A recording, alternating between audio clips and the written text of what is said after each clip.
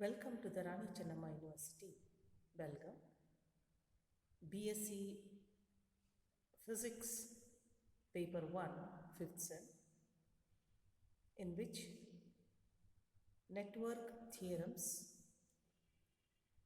Session 31. In the session 28, we have studied current source, voltage source, and superposition theorem. And in the session 29, we have studied the Thevenin's theorem. And in the session 30, we have studied the Norton's theorem. Let us study in session 31 maximum power transfer theorem. The learning objective of this session is to understand the maximum power transfer theorem. And the session outcome is to state and prove the maximum power transfer theorem. From this theorem, we can easily transfer the maximum power from source to the load. There are some prerequisites: Kirchhoff's current and voltage laws, current source and voltage source, linear and non-linear circuits. These are studied in the session 28 and 29. Now, the maximum power transfer theorem. This theorem was published by Moritz von Jacobi around 1840. It is also known as Jacobi's law. The statement of this theorem is maximum power is transferred from a source to load when the load resistance is made equal to the internal resistance of the source. That is, maximum power is transferred when the load resistance is made equal to the internal resistance of the source. This maximum power transfer theorem can be applied to complex impedance circuits. That is, if the source impedance is complex, the maximum power transfer occurs when the load impedance is complex conjugate of the source.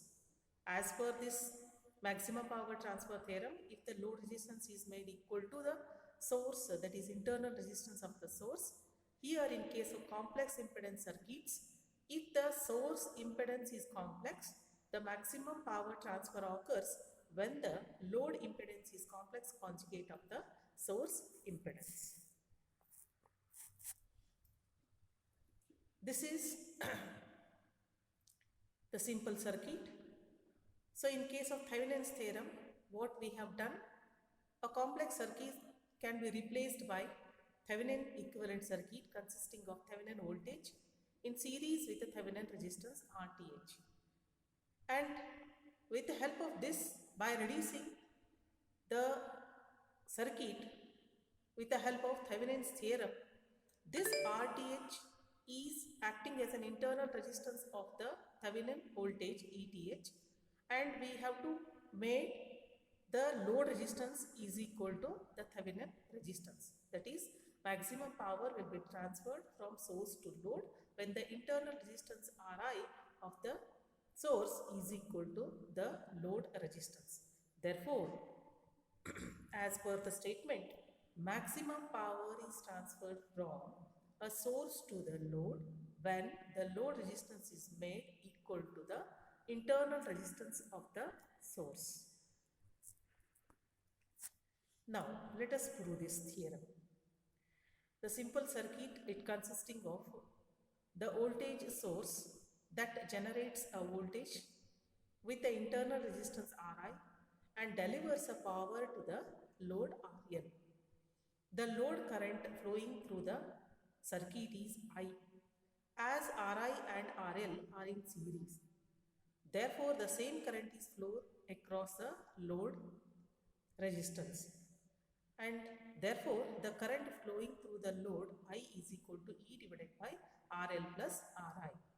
As they are in series, so it is sum of Ri and RL. Say this is equation 1. Then the power absorbed by the load is given by P is equal to I square into RL. As from Ohm's law, V equal to IR. So as substituting the value of this, we get as a power P is equal to V into I. So therefore, in terms of I and RL, it is P is equal to I square into RL. Then substitute the value of this I from equation 1 into equation 2. We get the power P is equal to E square into RL divided by RL plus RI whole square. Say this is equation 3. This is a general expression of the power which is given to the load. But here we required a maximum power. So to make a maximum power, let us prove the condition. As we need a maximum power, from the expression the denominator must be 0. So here the EMF E and RI are to be constant. The power delivered to the load is depending upon RL. So therefore, we have to differentiate the equation 3 with respect to RL. Then the maximum value of power is differentiate and then is made equal to be 0. Therefore, dP by dRL is equal to E square into bracket RL plus RI whole square minus 2RL into bracket RL plus RI divided by RL plus RI into raised to 4. So this is the expression that we get after differentiating the equation 3. Then we have to make this equation is equal to 0. Then this 0 is equal to this equation.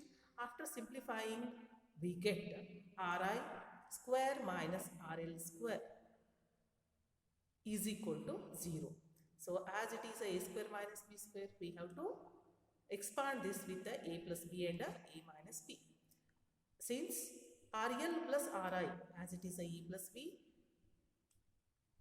cannot be 0 because RL plus Ri and therefore this Ri minus RL is equal to 0. From this equation we get RL is equal to Ri. With the help of the graph, if you vary the load resistance and note down the power across the output, then we get this kind of the graph where we'll get a peak at RL equal to Ri. It means that this is the maximum power. So this maximum power P maximum is equal to E square by 4 Ri or E square by 4 RL. Hence, we can easily prove this maximum power transfer theorem. After this session, let us recap whatever we have learned. This maximum power transfer theorem is a theorem in which the maximum power is transferred to the load if the load resistance is made equal to the internal resistance of the source. And also we have proved this maximum power transfer theorem. This is the one example in which we are going to calculate the maximum power that can be delivered to the variable resistor R. So we can solve this problem in the session 32. These are a few references, and then thank you.